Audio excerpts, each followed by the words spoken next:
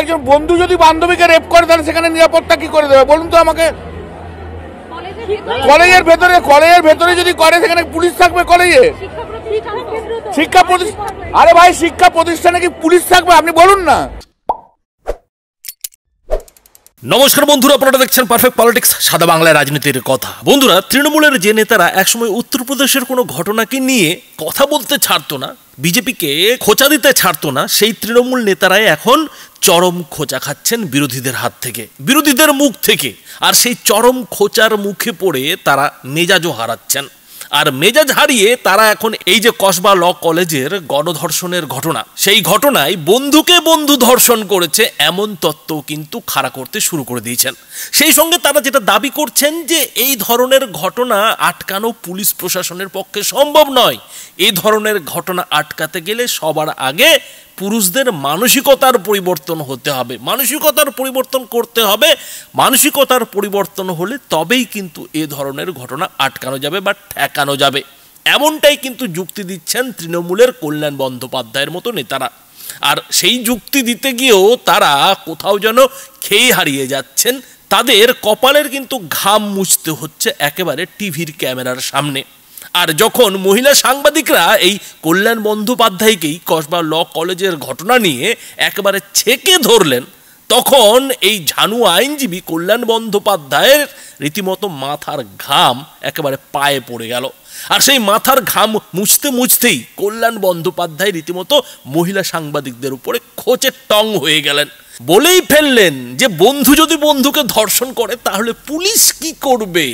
অর্থাৎ কল্যাণ বন্দ্যোপাধ্যায়ের মতো ঝানু আইনজীবী, যে আইনজীবী কিনা রাজ্য সরকারকে বহু ক্ষেত্রে বাঁচানোর চেষ্টা করে, সেই কল্যাণ বন্দ্যোপাধ্যায়কেই মহিলা সাংবাদিকরা এমন প্রশ্নের জালে জড়িয়ে ফেললেন যে সেই কল্যাণ বন্দ্যোপাধ্যায়ের রীতিমতো মাথা থেকে ঘাম, কপালে ঘাম কিন্তু ঝরতে শুরু করলো।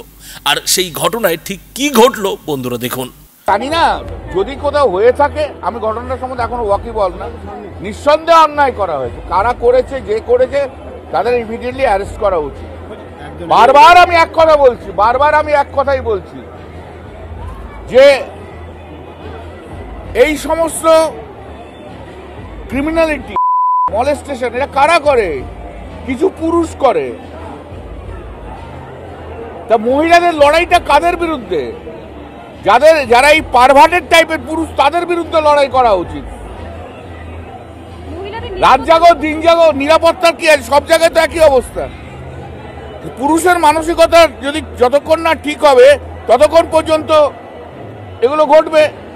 আপনার পলিটিক্যাল এজেন্ডা আছে, আপনি নিয়ে মাইক নিয়ে এসছেন আমরা মিডিয়া থেকে, নিরাপত্তা সবই রয়েছে, কিন্তু একজন বন্ধু যদি বান্ধবীকে রেপ করে তাহলে সেখানে নিরাপত্তা কি করে দেবে বলুন তো আমাকে? কলেজের ভেতরে যদি করে সেখানে পুলিশ থাকবে? কলেজে শিক্ষা প্রতিষ্ঠান, আরে ভাই শিক্ষা প্রতিষ্ঠানে কি পুলিশ থাকবে? আপনি বলুন না। নিরাপত্তা কাকে দেবে? নিরাপত্তা তো তার সহকর্মীরা দেবে। সেখানে সহকর্মীরাই করছে, তাহলে অন্যায়টা কারা করছে? কলেজ কর্তৃপক্ষ সবাইকারই দেওয়া উচিত, কিন্তু আগের দোষটা কার? আগের দোষটা তো তার সব। ভাই আপনি আমাকে বলতে দেবেন না, আপনি আপনার মতো প্রশ্ন করবেন। আপনাকে এজেন্ডা করে দিয়েছে, আপনি পলিটিক্যাল কোশ্চেনের দিকে যাচ্ছেন। না, যেটা হচ্ছে আমিও তো সেটা বলছি। কে করেছে? সহপাঠীরা করেছে। হ্যাঁ, প্রাক্তনরা ঢুকলো কি করে? তাদের সঙ্গে নিঃসন্দেহে প্রাক্তনরা যখন ঢোকে তখন তো সেই নিঃসন্দেহে কিছু লিঙ্ক আছে। প্রাক্তনও আর যাই হোক, সে তো ছাত্র, সে তো পুরুষ। সেই পুরুষদের বিরুদ্ধে কেন মহিলারা লড়ছে না? কলেজ কর্তৃপক্ষ তো আর সরকার নয়। কলেজ কর্তৃপক্ষ যদি ব্যবস্থা না করতে হয়, কলেজ কর্তৃপক্ষের বিরুদ্ধে পদক্ষেপ নেওয়া উচিত। আরে সরকারি বলতে সব জায়গায় কি পুলিশ দাঁড়িয়ে থাকবে? আপনারা বলছেন যে প্রতিটা ইনস্টিটিউশনে পুলিশ দাঁড়িয়ে থাকবে, এটা তো হয় না। এটা কি হয় বলুন? এটা তো হয় না। তাহলে যারা ঘুরছে, যাদের সঙ্গে ঘুরছে তাদেরও ঠিক করা উচিত কাদের সঙ্গে ঘুরছে, কাদের সঙ্গে ঘুরছে না। পুলিশ অ্যাকশন নিতে পারে এবং শাস্তিও হচ্ছে। আরজিকরের মতো ঘটনা শাস্তি হলো, তারপরেও এই ধরনের ঘটনা ঘটছে না। এটা তো মানসিকতার পরিবর্তন যতক্ষণ না হবে ততক্ষণ হবে না।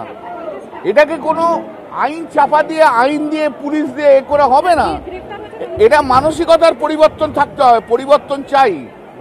মানসিকতার পরিবর্তন প্রতিদিন প্রতি জায়গায়। অর্থাৎ বন্ধুরা বুঝতেই পারছেন যে মমতা বন্দ্যোপাধ্যায় এখনো এই বিষয়ে মুখ খোলেননি। হয়তো তিনি পরে এ নিয়ে আচমকা একদিন নবান্নে বসে সাংবাদিক বৈঠক করে ফেলবেন, আর বৈঠক করে হয়তো ষড়যন্ত্রের তত্ত্বও খাড়া করে ফেলবেন। বিরোধীদের দায় চাপিয়ে দিয়ে তিনি এটাও বলার চেষ্টা করবেন যে হয়তো তৃণমূলের সঙ্গে ওই যে অভিযুক্ত সেই মনোজিৎ মিশ্রর সঙ্গে কোনো সম্পর্কই নেই। কিন্তু আপাতত তিনি মুখ বন্ধ রেখেছেন।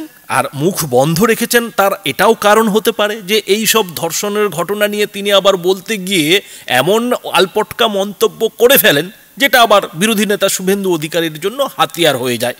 এবং এইরকমই কিন্তু ধর্ষণ নিয়ে মুখ্যমন্ত্রী মমতা বন্দ্যোপাধ্যায়ের করা ওই ছোট্ট ঘটনা কিংবা মেয়েটি গর্ভবতী ছিল এমনই তো আলপটকা মন্তব্য মুখ্যমন্ত্রী মমতা বন্দ্যোপাধ্যায়কে নদিয়ার হাঁসখালি নিয়ে করতে দেখা গিয়েছিল। তো সেই মন্তব্যগুলোকে হাতিয়ার করে কিন্তু এখনো শুভেন্দু অধিকারী তৃণমূল নেত্রী তথা রাজ্যের মুখ্যমন্ত্রী মমতা বন্দ্যোপাধ্যায়কে খোঁচা দিতে ছাড়েন না। আর সেই কারণেই হয়তো মুখ্যমন্ত্রী মমতা বন্দ্যোপাধ্যায় এখনো কসবা ল কলেজের ব্যাপারটা নিয়ে চুপ করে রয়েছেন। কিন্তু কল্যাণ বন্দ্যোপাধ্যায়ের মতো তৃণমূল নেতারা এরই মধ্যে সংবাদ মাধ্যমের সামনে এসে আলপটকা মন্তব্য করা শুরু করে দিয়েছেন। তারা চুপ থাকতে পারছেন না, তারা নিজেদের আর সংযত রাখতে পারছেন না। অনেক চেষ্টা করেও তারা নিজেদের মুখ থেকে আলপটকা মন্তব্য আটকাতে পারছেন না। আর সেরকমই কিন্তু একটা আলপটকা মন্তব্য এবার কল্যাণ বন্দ্যোপাধ্যায়ের মুখ দিয়ে শোনা গেল যে বন্ধু যদি বান্ধবীকে ধর্ষণ করে তাহলে পুলিশ কি করবে। অর্থাৎ রাজনৈতিক বিশ্লেষকরা যেটা বলছেন যে কল্যাণ বন্দ্যোপাধ্যায় কিংবা তৃণমূলের যেটা যুক্তি যে অভিযুক্ত মনোজিৎ মিশ্রর সঙ্গে ওই মেয়েটির বন্ধুত্বের সম্পর্ক ছিল আর সেই বন্ধুত্বের জেরেই এ ধরনের ঘটনা ঘটেছে, এমনই কিন্তু একটা ইঙ্গিত কল্যাণ বন্দ্যোপাধ্যায়ের মুখ দিয়ে শোনা যাচ্ছে। এবং তৃণমূলের নেতারাও যে ধরনের কথা মিডিয়ার সামনে বলার চেষ্টা করছেন, তৃণমূলের মুখ রক্ষার জন্য যে চেষ্টাটা তারা চালাচ্ছেন তাতে কিন্তু সবারই ইঙ্গিত সেই দিকেই যে বন্ধুত্বের সম্পর্ক থেকেই এ ধরনের ঘটনা ঘটেছে। কিন্তু প্রশ্ন যেটা উঠছে যে বন্ধুত্ব থাকলেই কি এ ধরনের গণধর্ষণের ঘটনা ঘটানো যায়? আর বন্ধুত্বের আড়ালে কি এ ধরনের ঘৃণ্য কাজ করে কি শাস্তি থেকে পার পাওয়া যায়? আর ঠিক এই জায়গাটাতেই বিরোধী দলনেতা শুভেন্দু অধিকারী তৃণমূলের মানসিকতা নিয়ে প্রশ্ন তুলেছেন। আর প্রশ্ন তুলে তিনি যেটা জানিয়েছেন যে তৃণমূলের এই মানসিকতার জন্যই কিন্তু রাজ্যে একের পর এক ধর্ষণের ঘটনা ঘটছে। তৃণমূল নিচ থেকে ওপর পর্যন্ত এমন মানুষগুলোকে দলে রেখেছে, সংগঠনের দায়িত্বে রেখেছে কিংবা বিভিন্ন সরকারি পদে রেখেছে যাদের নিম্ন মানসিকতা আর রুচির কারণেই কিন্তু রাজ্যটা আজকে রসাতলে যেতে বসেছে। আর এই নিয়ে কথা বলতে গিয়ে শুভেন্দু অধিকারী ঠিক কি বলেছেন বন্ধুরা দেখুন।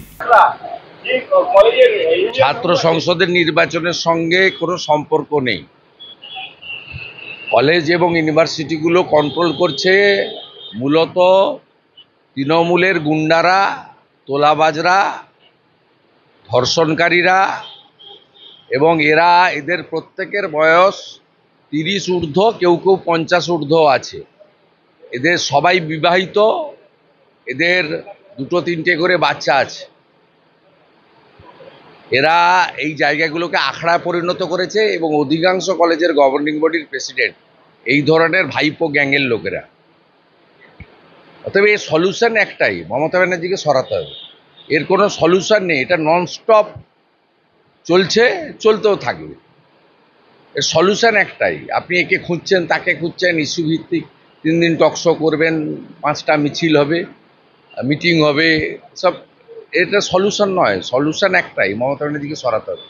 ইউনিয়ন রুমগুলোতে একদম অসামাজিক কার্যকলাপের আখড়া, ইউনিয়ন রুমগুলো খোলার কে পারমিশন? আপনি অধিকাংশ জায়গায় অধ্যক্ষরা ভয়ে এবং চাপে থাকে, আর অনেক জায়গায় স্পাইনলেস অধ্যক্ষরা আছেন যাদের যোগ্যতা নেই অধ্যক্ষ হওয়ার। ঋত্য বসুরা যোগ্যতা তাদেরকে করেছেন। বিকাশ ভবন থেকে তো হয় না, তৃণমূল অফিস থেকে শিক্ষা দপ্তর নিয়ন্ত্রিত হয়, ক্যামাক স্ট্রিট থেকে তালিকা আসে। আপনি করবেন কি? করার কিচ্ছু নেই। এবং গভর্নিং বডির প্রেসিডেন্টদের যদি তালিকা দেখেন, চোর, চিটিংবার, ধর্ষণ, জেহাদি, জঙ্গি, এই লোকেরা সমস্ত গোটা পশ্চিমবাংলার কলেজে বসে আছে। তার পরিণতি যা হওয়ার তাই হচ্ছে। তবে শুভেন্দু অধিকারী যাই বলুন না কেন, কসবা ল কলেজের মূল অভিযুক্ত মনোজিৎ মিশ্রর বাবা কিন্তু যেটা বলছেন যে তার ছেলে এমন কাণ্ড ঘটাবে এমনটা তিনি কিন্তু মানতে পারছেন না। সেই সঙ্গে অবশ্য তিনি এটাও বলেছেন যে ছেলের বয়স 40 বছর হয়ে গেছে, ছেলে এখন কি করছে না করছে সেটা পুরোপুরি ছেলের দায়, ছেলের সঙ্গে তার সম্পর্ক নেই এবং ছেলের জন্য তিনি আইনি লড়াইও লড়তে যাবেন না।